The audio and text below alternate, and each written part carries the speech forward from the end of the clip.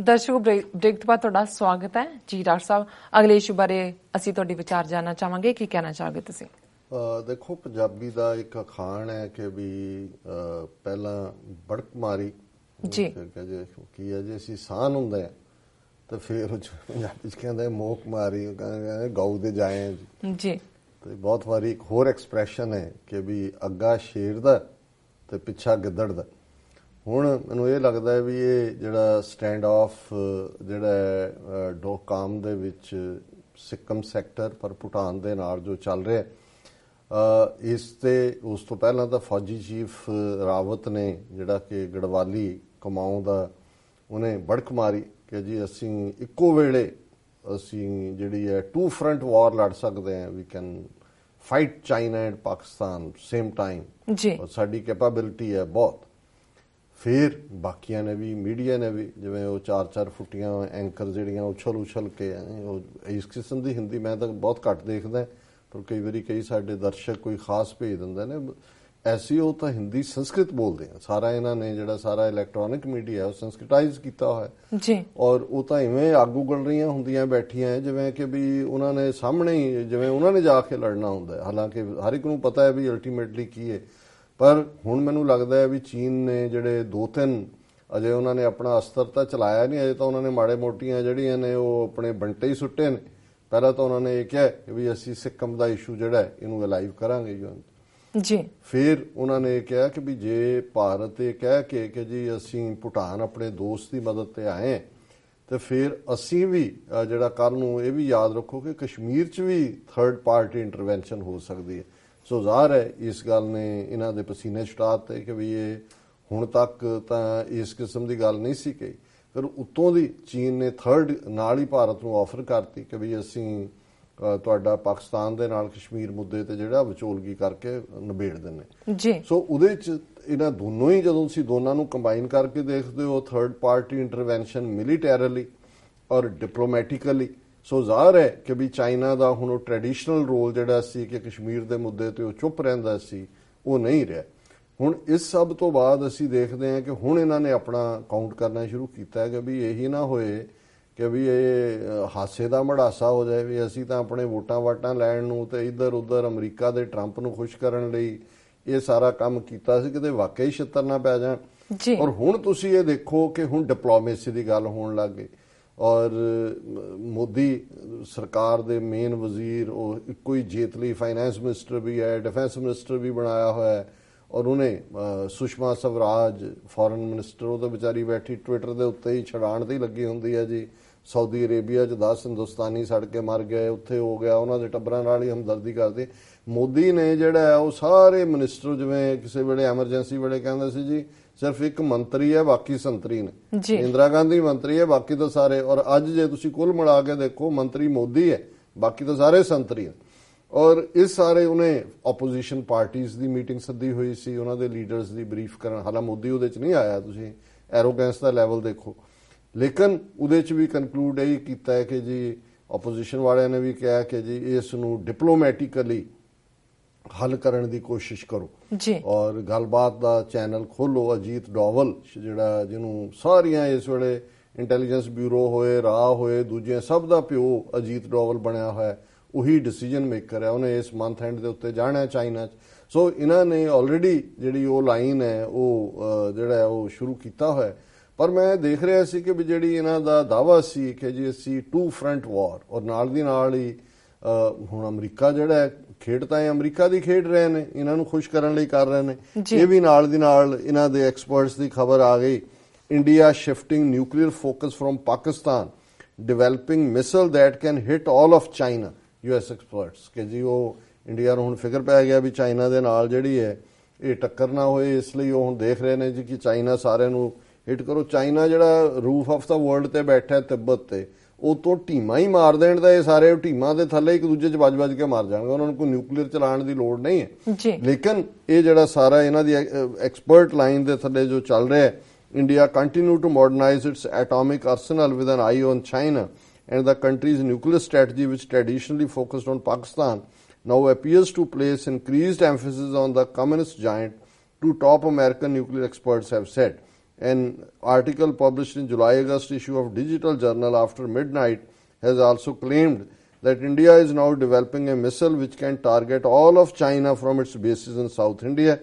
India is estimated to have produced enough plutonium for 150 to 200 nuclear warheads, but has likely produced only 120 to 130, wrote Hans M. Klinstein and Robert S. Norris in the article titled India Nuclear Forces 2017.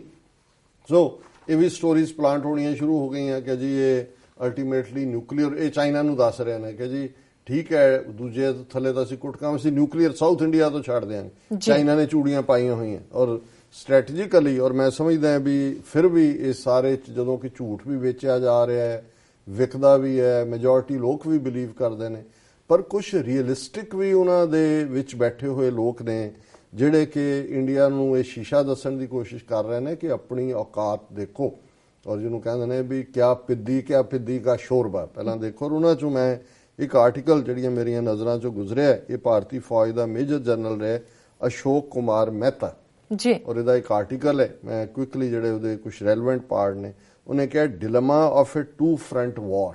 ਤੁਸੀਂ ਗੱਲ ਤਾਂ ਕਰ ਰਹੇ ਹੋ ਜੀ ਕਿ ਤੁਸੀਂ ਚੀਨ ਔਰ ਪਾਕਿਸਤਾਨ ਨਾਲ ਇੱਕੋ ਵੇਲੇ ਤੁਸੀਂ ਲੜ ਰਹੋਗੇ, ਪਹਿਲਾਂ ਉਹਦਾ ਡਿਲੇਮਾ ਦੇਖੋ, ਉਹਦੀ ਦੁਬਿਧਾ ਦੇਖੋ ਕੀ ਹੈ। obsessed with Pakistan, India has grossly neglected the real adversary, ਕਿ ਪਾਕਿਸਤਾਨ ਹੀ ਇੰਨਾ ਕਿ ਇਹਨਾਂ ਦੇ ਖਾਬਾਂ 'ਚ ਦਿਨ ਰਾਤ ਇਹਨਾਂ ਦੀ ਪਰੇਸ਼ਾਨੀ ਔਰ obsession ਸੀ ਕਿ ਇਹਨਾਂ ਨੇ ਚਾਈਨਾ ਨੂੰ ਇਗਨੋਰ ਕੀਤਾ।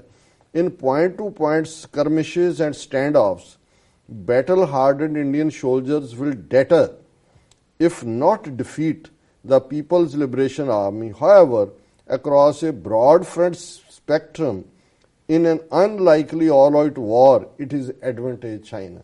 ਉਹਨੇ ਕਿਹਾ ਜੇ 1-to-1 ਹੁੰਦਾ ਹੈ, ਤੁਹਾਡੇ ਸ਼ੋਲਡਰ ਥੋੜੇ ਜਿਹੇ ਵਾਰ ਹਾਰਡਨ ਹੋਣਗੇ, ਤੁਸੀਂ ਜਿੱਤ ਭਾਵੇਂ ਨਾ ਸਕੋ, ਮੁਕਾਬਲਾ ਕਰ ਸਕਦੇ ਹੋ, ਪਰ ਜੇ ਆਲ ਆਊਟ ਵਾਰ ਚਾਈਨਾ ਨਾਲ ਹੋਈ, ਇੰਡੀਆ ਕੋਈ ਮੈਚ ਨਹੀਂ ਹੈ ਉਹਦਾ ਜਿਹੜਾ ਉਹ ਚਾਈਨਾ ਨੂੰ ਹੀ ਫਾਇਦਾ ਹੋਏਗਾ। At a time when China is threatening to teach India another lesson and warning not to engage in a two-front conflict over the standoff in Doklam, our service chiefs, it seems, are not on the same page about fighting a two-front war, especially as Beijing might try to emulate the New Delhi-Thimphu alliance in disputed territory with Islamabad and Pakistan occupied Kashmir.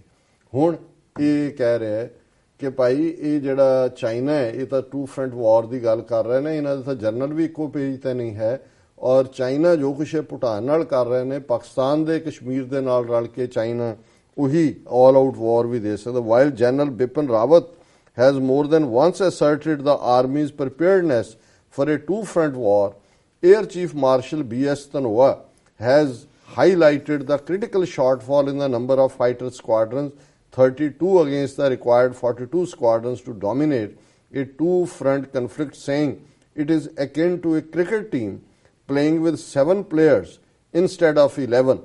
The deficiency in air assets has existed for decades, but this is the first time an air chief has related it to a two-front war.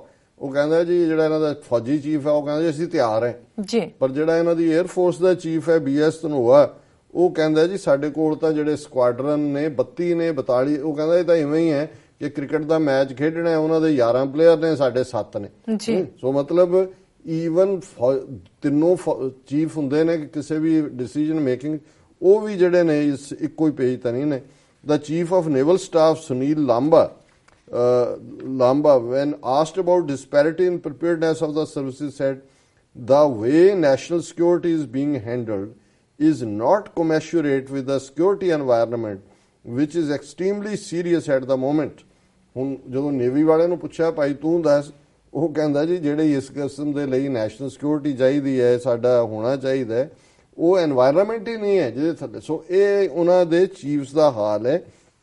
ਫਿਰ ਇਸੇ article 'ਚ ਉਹਨੇ ਕਿਹਾ the Chinese are constantly reminding India about the power differential, military, economic and infrastructural.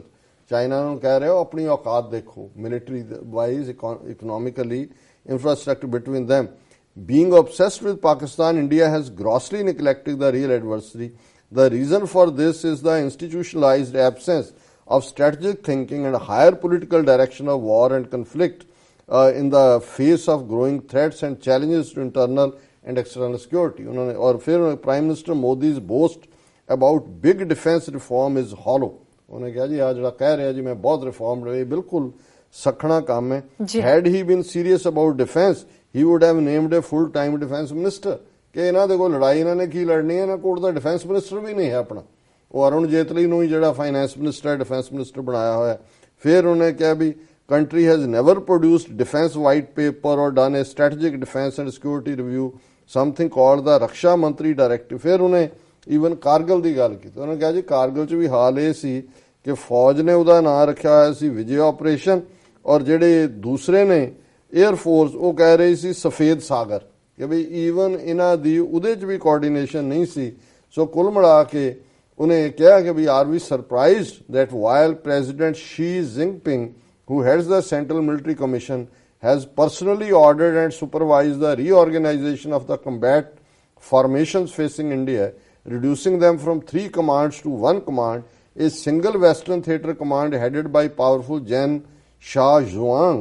The China front in India is managed by 4 army and 3 air commands deployed at 7 locations. ਉਹਨੇ ਕਿਹਾ president ਚੀਨ ਦੇ ਨੇ ਇਸ ਦੇ ਉੱਤੇ ਪਰਸਨਲ ਇੰਟਰਸਟ ਲਿਆ, ਇੱਕ ਕਮਾਂਡ ਦੇ ਥੱਲੇ ਹੈ, ਤੇ ਇੰਡੀਆ ਦੇ ਜਿਹੜੇ ਨੇ 3 에ਅਰ ਕਮਾਂਡਰ ਨੇ ਤੇ 7 ਲੋਕੇਸ਼ਨਾਂ ਦੇ ਵਿੱਚ ਨੇ. ਔਰ ਮੈਂ ਇਹਨੂੰ ਕਨਕਲੂਡਿੰਗ ਪੈਰਾਗ੍ਰਾਫ ਪੜ੍ਹਨਾ ਜੀ. ਫਿਰ ਉਹਨੇ ਕਿਹਾ ਜੀ in point to point skirmishes and standoffs, battle hardened Indian soldiers will deter if not defeat the PLA. ਇਹ ਵੀ ਉਹਨਾਂ ਨੇ ਕਿਹਾ ਜੇ ਇੱਕ ਤੋਂ ਇੱਕ ਦੇ ਸਾਹਮਣੇ ਇੱਕ ਆਂਦਾ ਹੈ ਤੇ ਇੰਡੀਆ ਉਹਨੂੰ ਥੋੜਾ ਜਿਹਾ ਸਟੈਂਡ ਕਰ ਸਕਦਾ ਹੈ ਉਹਨਾਂ ਦੇ ਬੈਟਲ ਹਾਰਡਡ, ਭਾਵੇਂ ਉਹ ਡਿਫੀਟ ਉਹਦੇ 'ਚ ਵੀ ਨਹੀਂ ਕਰ ਸਕਦੇ. ਇਹ ਵੀ ਉਹਨੇ ਮੰਨਦੇ. Across a broad front spectrum in an unlikely all-out war, it is advantage China unless India is prepared to rethink its no first use nuclear doctrine. ਉਹਨੇ ਕਿਹਾ ਜੀ ਇਹ ਸਿਰਫ ਇੰਡੀਆ ਹੀ ਹੈ ਜੇ ਨਿਊਕਲੀਅਰ ਵਰਤ ਲੈ, ਨਿਊਕਲੀਅਰ ਦਾ ਪਿਓ ਵਰਤੇਗਾ ਹੁਣ ਜਾਂ ਇਹਨਾਂ ਨੂੰ ਵਰਤਨ ਦੇਣਗੇ ਉਹ ਨਹੀਂ. ਉਹਨੇ ਕਿਹਾ ਅਦਰਵਾਈਜ਼ ਇਹ ਅਸੀਂ ਜੰਗ ਜਿਹੜੀ ਆ ਉਹ ਜਿੱਤ ਨਹੀਂ ਸਕਦੇ. As an offset in the Western Front, General Rawat has suggested creating 2-front situation for Pakistan, either in Afghanistan or Iran.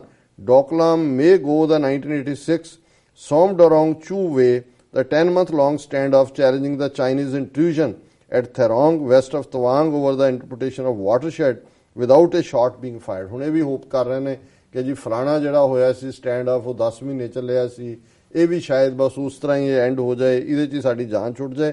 India need not invoke its doubtful capacity to fight a 2-front war. ਇਹ warning ਦੇ ਰਿਹਾ ਉਹਨਾਂ ਦਾ major general ਕਿ ਐਵੇਂ ਜਿਹੜਾ ਉਹ ਜੁੱਤੀਆਂ ਨਾ ਖਾ ਰਹੇ ਹੋਏ 2-front ਵਾਰ ਦੀ ਗੱਲ ਸ਼ੁਰੂ ਕਰਕੇ.